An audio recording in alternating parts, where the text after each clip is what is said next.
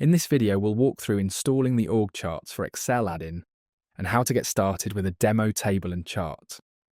From within Microsoft Excel, open the Add-ins panel by clicking Add-ins on the Home ribbon. Then search for OrgChart for Excel. When it appears, click Add. The add-in is now installed. Your 7-day free trial starts automatically, giving you full access to explore all of OrgCharts for Excel's features. To try it out right away, click Insert Example Table.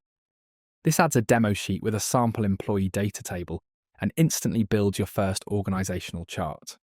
You can now search, customise and navigate the sample organisational structure using both the org chart and table. Discover how easy it is to keep your org charts up to date, with automatic sync to any changes or additions made to your table.